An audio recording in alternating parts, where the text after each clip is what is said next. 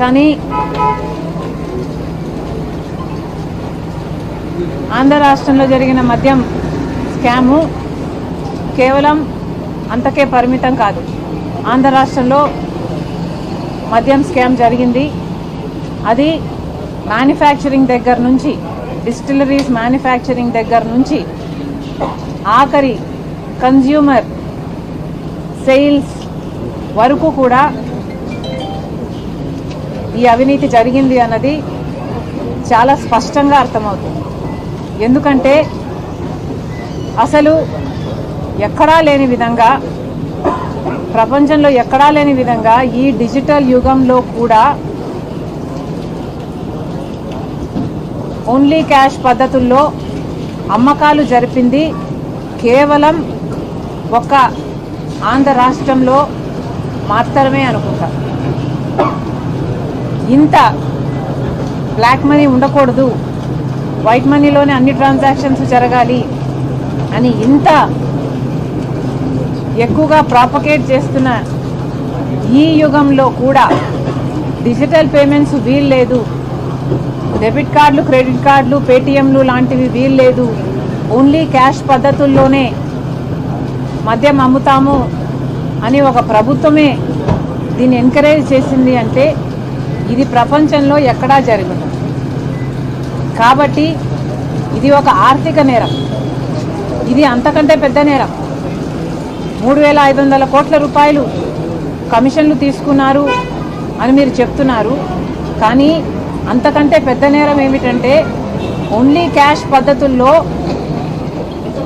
మద్యం అమ్మకాలు జరిగాయి అంటే నాన్ డ్యూటీ పేడ్ లిక్కర్ కోసమే ఇదంతా జరిగింది.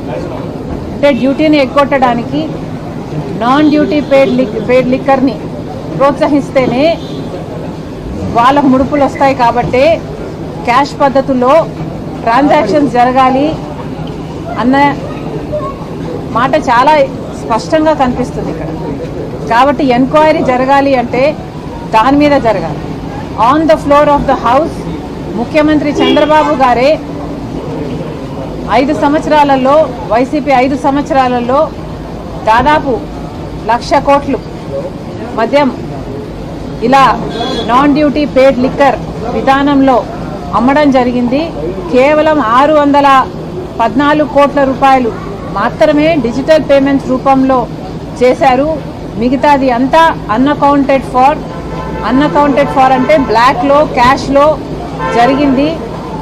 దాని గురించి తేల్చాల్సిన అవసరం ఎంతైనా ఉంది. ఎందుకంటే కేవలం చంద్రబాబు గారి ప్రకారం అయితే కేవలం 0.62% అంటే 1% కంటే కూడా తక్కువ ఇలా డిజిటల్ పేమెంట్స్లో రూపంలో ప్రభుత్వానికి తెలిసి జరిగింది. మిగతాది అంతా అన్అఫీషియల్గా జరిగింది అంటే అది అంతకంటే పెద్ద నేరం. అంతేకాదు 5 సంవత్సరాలలో వైసీపీ అధికారంలో ఉంది. ట్రస్టెడ్ లిక్కర్ బ్రాండ్స్కి ఏవి కూడా అసలు వాటికి అనుమతులు లేకుండా కొత్తవి, చీప్వి, లో క్వాలిటీ ఉన్నవి లేదా హార్మ్ఫుల్గా ఉన్నవి ఈ బ్రాండ్లని ఎందుకు ప్రోత్సహించారు? ఇది చాలా అన్ఎథికల్గా జరిగింది. కాబట్టి ఎంతోమంది, దాదాపు లక్షల్లో ఉంటారో లేకపోతే కోట్లలో ఉంటారో, ఇంతమంది హెల్త్కి సంబంధించిన విషయం.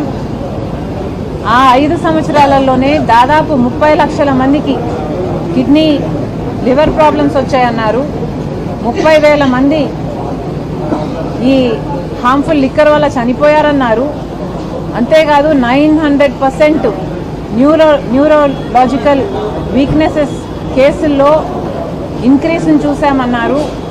ఇలాంటివి 1 కాదు, 2 కాదు, ఎన్నో రకాలుగా ఈ ట్రస్టెడ్ లిక్కర్ బ్రాండ్స్ని అనుమతించకపోగా చీప్ లిక్కర్ని, లో గ్రేడ్ లిక్కర్ని, హార్మ్ఫుల్ లిక్కర్ని మాత్రమే సరఫరా చేయడంతో లక్షల్లో, కోట్లలో